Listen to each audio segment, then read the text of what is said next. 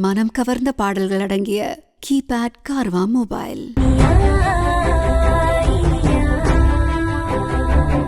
அக்ஷயாவை check பண்ண வந்த doctor ஒரு விதமா கண்டுபிடிக்கிறாங்க எதுக்காகவோ அக்ஷயா ரொம்ப பயப்படுறாங்க அப்படின்னு. அது மட்டும் இல்லாம கன்சீவா இருக்காங்க அப்படிங்கறத இன்னொரு டைம் உறுதிப்படுத்தினதுக்கு அப்புறமா விஷயத்த வீட்டுல சொல்லலாம். ஆல்ரெடி இந்த வீட்டுல பெரும் பஞ்சாயத்து போயிட்டு இருக்கு அப்படிங்கறதால அவங்க உண்மையை சொல்லாம மறைக்கிறாங்க. இன்னொரு பக்கம் விக்ரமும் சுபாஷும் ஜீப்ல போயிட்டு இருக்கும் போது விக்ரமுக்கு ஒரு ஆசிரமத்துல இருந்து கால் வருது. என்ன ஏதுன்னு விசாரிக்கும் போதுதான் தெரிய வருது இனியாவும் விக்ரமும் ஆல்ரெடி இந்த ஆசிரமத்துக்கு போய் ஃபங்க்ஷனை கொண்டாடி இருக்காங்க அப்படின்னு.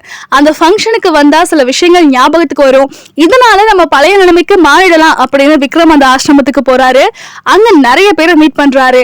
அவங்க லாஸ்ட் இயர் கொண்டாடின ஃபங்க்ஷனோட வீடியோவை பாக்குறாரு. ஒவ்வொரு விஷயமா அவருக்கு ஞாபகத்துக்கு வர ஆரம்பிக்குது. கவலையே படாதீங்க, கூடிய சீக்கிரமா நீங்க பழைய நிலைமைக்கு மாறிடுவீங்க அப்படின்னு ஆசிரமத்துல இருக்கவங்களும் சொல்ல நல்லபடியா ஃபீல் ஆகுது நம்ம விக்ரமுக்கு. ஆசிரமத்துல போட்டு காட்டின வீடியோல எப்படியெல்லாம் இனியாவை காதலிச்சிருக்காரு, எப்படியெல்லாம் தன்னோட வாழ்க்கையை ரொம்பவே என்ஜாய் பண்ணி இனியா கூட வாழ்ந்திருக்காரு விக்ரம் அப்படிங்கறத ஃபீல் பண்ண முடியுது.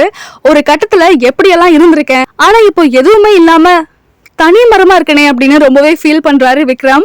இத பத்தி சுபாஷ் கிட்ட வந்து கேக்குறாரு. சுபாஷ் தான் ஆரம்பத்துல இருந்து எப்படியெல்லாம் விக்ரம் இருந்தாரு, இடையில எப்படி மாறினாரு, இத பத்தி எல்லாம் விக்ரம்க்கு எக்ஸ்பிளைன் பண்ணிட்டு இருக்காரு. இன்னொரு பக்கம் வீட்டுல இனியா சொன்ன மாதிரியே இளங்கோவுக்கு ஜாப் கன்ஃபர்மேஷனுக்கான மெயில் வருது. அதை பார்த்த இளங்கோவுக்கு ரொம்பவே சந்தோஷமா இருக்கு. ஆனா கூடவே ஒரு டவுட்டும் வருது. ஏன்னா அவர் ஒர்க் பண்ண பழைய கம்பெனில இருந்து தான் அந்த மெயில் வந்திருக்கு. ஆனா குடும்பத்துல ஒருத்தர் தான் ஒர்க் பண்ணணும், இன்னொருத்தருக்கு ஒர்க் ஆப்பர்ச்சுனிட்டி கிடையாதுன்னு சொன்னாங்களே, இது எப்படி சாத்தியமாச்சு அப்படிங்கிற டவுட் இளங்கோக்குள்ள வர அப்புறமா தான் தெரிய வருது இனியா தன்னோட வேலையை ரிசைன் பண்ணிருக்காங்கன்னு. இனியாவோட நல்ல மனசை எல்லாருமே பாராட்டுறாங்க. முக்கியமா யாழினி தான் பண்ணின தப்பெல்லாம் உணர்ந்து இனியா கிட்ட மன்னிப்பு கேக்குறாங்க. நல்லசிவம் என்ன பண்றாருன்னா, இந்த வீட்டுல இருக்கக்கூடிய பெரியவங்களுக்கு நீ மரியாதையே கொடுக்கறது இல்ல, யார கேட்டு வேலையை விட்ட, உன்னோட இஷ்டத்துக்கு இப்படி எல்லாம் தான் பண்ணிட்டு இருப்பியா அப்படின்னு பிரச்சனையை ஆரம்பிக்க அந்த இடத்துக்கு என்ட்ரி கொடுக்குறாரு விக்ரம். தன்னோட மக அக்ஷயா ரூம்ல இருந்து பிரெக்னன்சி கிட்ட எடுத்த கௌரி பயங்கரமா ஷாக் ஆகுறாங்க. அதுக்கப்புறமா அக்ஷயா என்ன சொல்லி சமாளிக்கிறாங்கன்னா, இது தன்னோடது கிடையாது அப்படின்னும் இனியா அண்ணி தான் வாங்கிட்டு வர சொன்னாங்க, அவங்க தான் செக் பண்ணிருப்பாங்க போல அப்படின்னு சொல்ல, ஒருவேளை இனியா உண்டா இருக்கா, அதை யார்கிட்டயுமே சொல்லாம ஏன் மறைக்கிறா அப்படின்னு ஒருவித குழப்பத்துல இருந்தாலும் இந்த வீட்டுக்கு மூத்த வாரிசு வரப்போகுது அப்படின்னு நினைச்சுக்கிட்டு ரொம்பவே சந்தோஷப்படுறாங்க. ஆனா அக்ஷயா என்ன சொல்றாங்கன்னா, இத பத்தி எல்லாம் அண்ணி கிட்ட கேட்காதீங்க, அவங்களே சொல்ற நேரம் வரும்போது சொல்லுவாங்க, நீங்க பாட்டுக்கு முன்னாடியே போய் ஏதாவது உளறி வைக்காதீங்க அப்படின்னு ப்ராமிஸ் வாங்குறாங்க கௌரி கிட்ட. அடுத்த நாள் இனியாவுக்கும் விக்ரமுக்கும் யாழினிக்கும் இளங்கோவுக்கும் கல்யாண நாள் அப்படிங்கறதால வீட்டுல தடபுடலா ஏற்பாடுகள் நடந்துகிட்டு இருக்கு. இளநீர் பாயசம் வைக்கணும் அப்படிங்கறத பத்தி பேசிக்கிட்டு ரெடி பண்ணிட்டு இருக்காங்க கௌரி.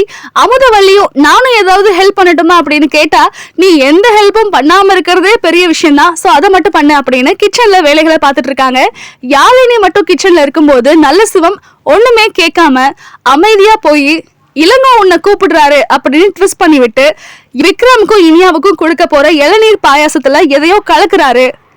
இதனால யாழினிக்கு டவுட் வர ஆரம்பிக்குது.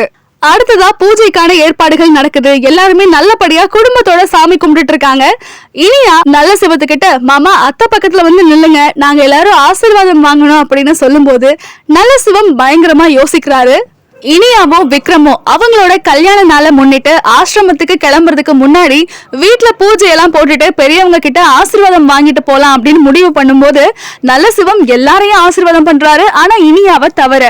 உடனே விக்ரம் என்ன சொல்றாருன்னா, அப்பாவுக்கு வயசாயிடுச்சுன்னு அம்மா சொன்னது சரிதான், ஏன்னா இனியாவை மட்டும் அவர் வாழ்த்தவே இல்லை அப்படின்னு சொல்ல மறந்துட்டேனா அப்படின்னு ஒரு மாதிரி சமாளிக்கிறாரு நல்ல சிவம். இது இனியாவுக்கு மட்டுமா கல்யாண நாள், உனக்கும் தான் கல்யாண நாள், உனக்கு மட்டும் எதுலையுமே முன்னுரிமை கிடையாது அப்படின்னு என்னதான் அமுதவல்லி ட்ரிகர் பண்ணினாலும் யாழினி சும்மா ஸ்ட்ராங்கா தங்கச்சி பக்கம் தான் நிக்கிறாங்க.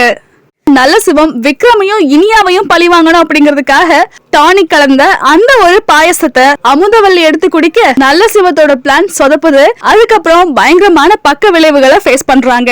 ஆசிரமத்துக்கு வந்த இனியாவுக்கும் விக்ரமுக்கும் தடபுடலா வரவேற்பு இருக்கு.